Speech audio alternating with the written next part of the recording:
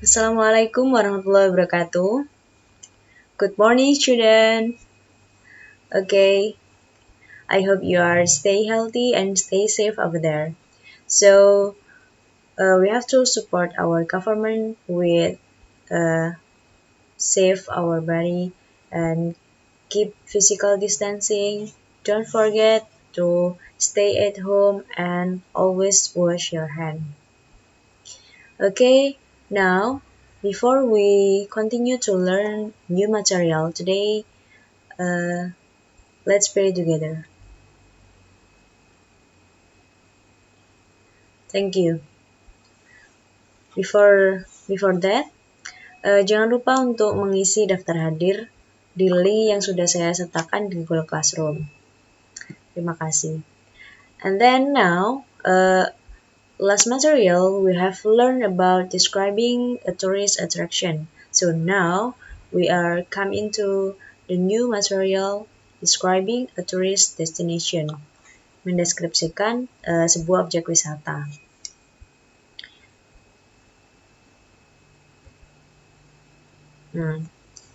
When we describe a tourist destination, we discuss about a descriptive text. Ya, ini sama dengan materi yang describing tourist attraction.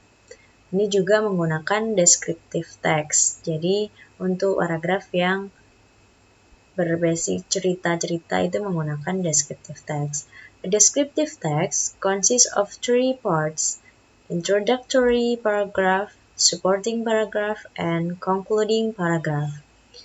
Jadi ada 3 macam paragraf yang ada dalam descriptive text. Yang pertama yaitu pengenalan, opening, ya bisa dibilang tersebut introductory paragraph.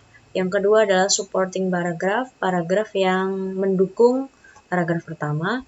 And the last is concluding paragraph, yaitu kesimpulan dari paragraf tersebut.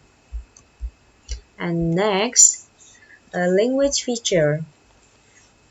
Silakan dibuka di descriptive text part 2.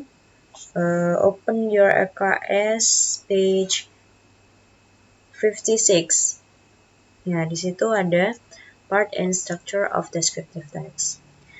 In the language feature of descriptive text, yang pertama, use a specific participant, yaitu menggunakan partisipasi yang spesifik, misalnya objek yang akan dibicarakan, siapa dan apa gitu. And the second is use adjective. Masih ingat kan adjective itu apa? Ya, adjective adalah kata sifat. Kata sifat yang mendukung atau menjelaskan hal-hal mengenai teks dalam descriptive text tersebut. And the third is use simple present tense. I think you have understand about this one because I have explained it to you in the second meeting. Ya, kalau masih belum jelas, silakan dibuka lagi di video yang pertemuan kedua tentang simple present tense. And then use action verb. Ada yang tahu action verb itu apa? Yes, very good. Action verb adalah kata kerja. Namanya juga verb, kata kerja. Kata kerja yang digunakan untuk menjelaskan tindakan atau aktivitas seseorang. Jadi, dalam descriptive text tersebut pasti ada action verb untuk menjelaskan suatu tindakan seseorang. And then, some descriptive texts of place have the following features. Jadi beberapa tes deskripsi tentang tempat itu menggunakan language feature seperti ini. Yang pertama, use of simple present tense. Use of simple past tense. Kalau yang tadi simple present, yang ini simple past tense. Why it use simple past tense? Karena di sini dikhususkan especially for historical site. Do you know what is historical sites? Yeah, that's very good. Historical site adalah tempat-tempat bersejarah seperti museum or maybe Candi Borobudur or something, any temple, kayak tempat bersejarah yang lain. And then untuk simple past tense akan saya jelaskan lebih detail lagi di next meeting. And the second is use passive voice. Ada yang pernah tahu passive voice? Ya, di sini in general characteristic of passive voice, they are used to be and verb 3. Jadi di sini pakai kalau regular verb itu biasanya ciri-cirinya di belakangnya ada ed-nya, is located, is named, is built, gitu. Itu namanya passive voice. Seperti ya kalau di bahasa Indonesia itu kalimat pasif dan aktif gitu. Nah, and then now we want to I want to give you an example from this text. Di sini tentang Kabupaten Jember. Jember Regency. Jember is a regency in East Java. It is located in between Bondowoso and Banyuwangi. Banyuwangi is regency that is located at the easternmost end of Java Island, before Bali Strait, so that we can know that Jember is near enough from Bali Island. Jember is a beautiful place. In Jember, there are a lot of interesting places to visit, such as Papuma Beach, Watu Ula Beach, Watu Ondo, Pancer Beach, Rembangan, and so on. Jember also has a famous carnival named Jember Fashion Carnival.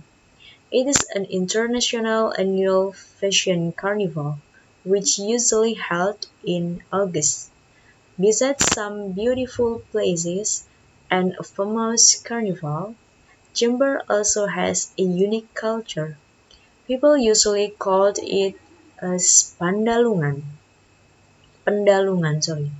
Pendalungan is an acculturation culture between Javanese and Maduranese. Jember has a total area of 3,293.34 kilometers. Because of that, it creates a different culture between North Jember and South Jember. In North Jember, there are a lot of Maduranese people and they usually speak Maduranese. On the other hand, in South Jember, not many Maduranese people live there. It is dominated with Javanese people. Because of that, it creates a new unique language which other Gen Z do not have. The example is word "cek", which means very, very good. Biasanya "cek bagusnya" gitu.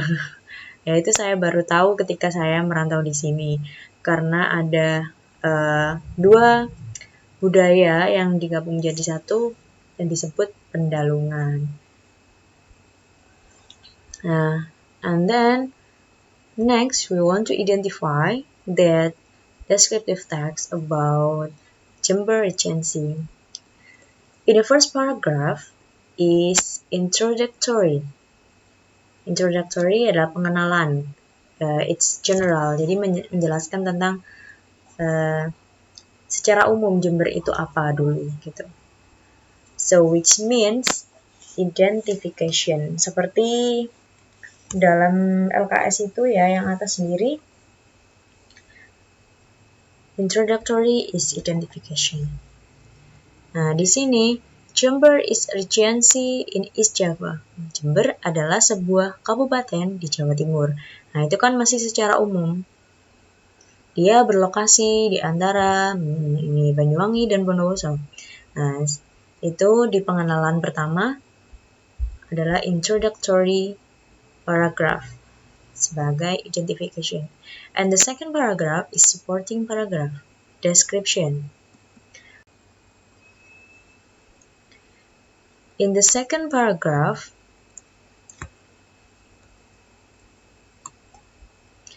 is supporting paragraph, which means description. Jadi paragraf yang mendukung dari paragraf pertama yaitu supporting paragraph, description. And the last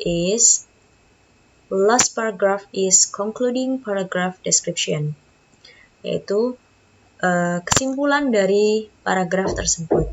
Jadi di akhir, di sini paragraf terakhir ini menjadi kesimpulan dari paragraf tersebut. And then if we want to identify about the language feature, di sini language feature of descriptive text, use a specific participant. Use specific participant, apa yang dibicarakan di situ? Yes, chamber urgency. And then the second is use adjective. Adjective apa aja yang bisa kalian temukan di sini? Ya, di sini saya garis bawahi ada famous. Famous tahu kan? And then unique.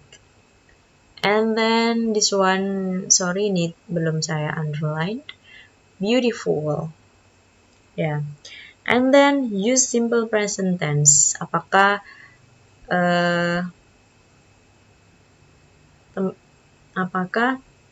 teks ini menggunakan simple present tense or maybe use passive voice, karena di sini ada ciri-ciri is located. Itu bisa berarti memakai passive voice ya, karena ini menjelaskan suatu tempat gitu. And then action verb. Action verbnya apa di sini? Ya, bisa dicari ya. Yeah, I think that's all from my explanation. And then your homework is, di situ still consist with the page 56 di LKS-nya. Please do your reading comprehension in activity 1 about Victoria Falls.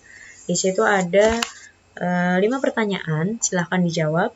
Nanti jawabannya silahkan dikirim di Google Classroom.